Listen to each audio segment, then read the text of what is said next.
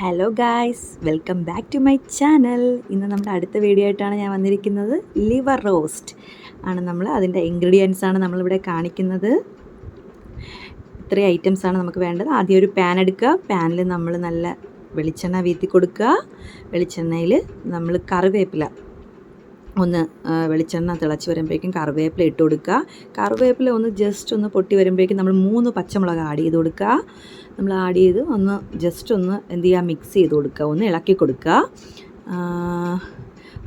ഇളകി ഇതാകുമ്പോഴേക്കും നമ്മൾ അരിഞ്ഞ് വെച്ചിരിക്കുന്ന വെളുത്തുള്ളി, ഒരു 10-15 വെളുത്തുള്ളി നമ്മൾ അരിഞ്ഞ് വെച്ചിരിക്കുന്ന ഇട്ട് കൊടുക്കുക.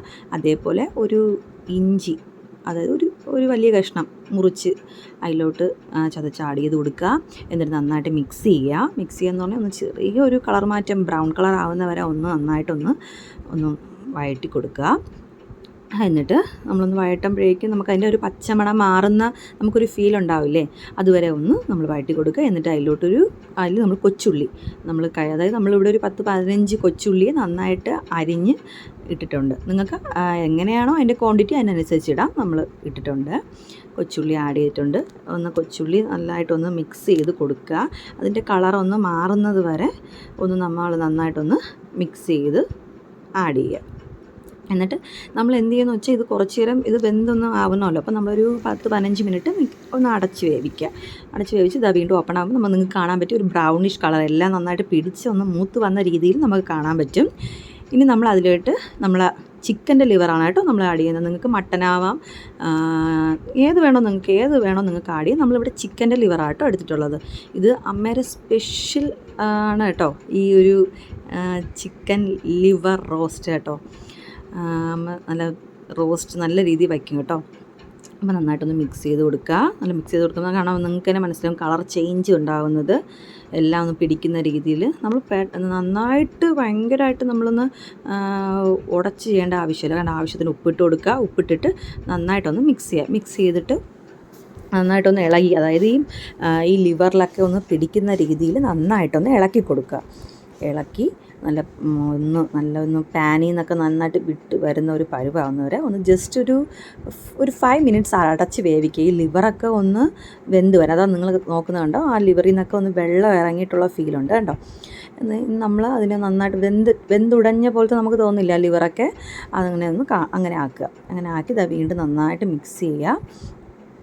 മിക്സ് ചെയ്ത് കൊടുക്കുക.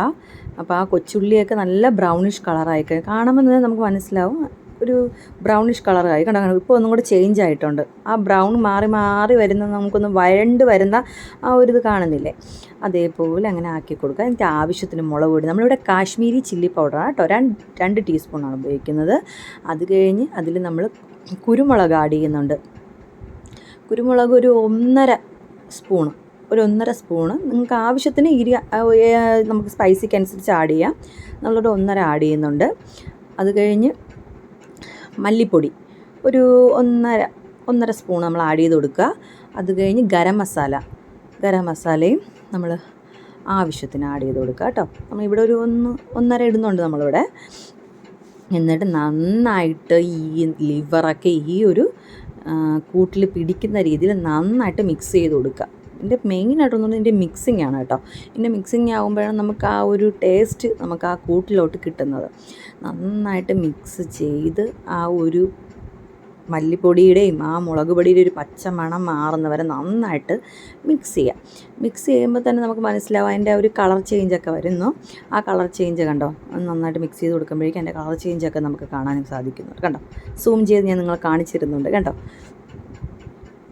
അതിനാവശ്യമായിട്ട് കുറച്ച് വെള്ളം കേട്ടോ, നമ്മൾ ചൂടാക്കി വെച്ചിട്ടുള്ള വെള്ളമാണ് അത് കുറച്ച്. കാരണം എന്ന് വെച്ചാൽ നമ്മൾ റോസ്റ്റാണ് ഉണ്ടാക്കുന്നതെങ്കിൽ ഈ പെരട്ട് ഈ കൂട് നമ്മൾ ഈ ലിവറിൽ അത്രയൊന്ന് പിടിച്ച് കിട്ടാൻ വേണ്ടിയാണ് നമ്മൾ ചൂടുവെള്ളം ഒഴിച്ചാക്കിയത് കേട്ടോ. ഇനി അതിനെ നന്നായിട്ട് കൂട്ടൊക്കെ പിടിച്ച് വരാൻ വേണ്ടി നിങ്ങൾക്ക് ഇപ്പോൾ തന്നെ മനസ്സിലാവും അതൊരു ബ്രൗൺ കളറായിട്ട് മാറി കഴിഞ്ഞാൽ വെള്ളമൊക്കെ വറ്റി ഒരു ബ്രൗൺ കളറായിട്ട് മാറിക്കഴിഞ്ഞു.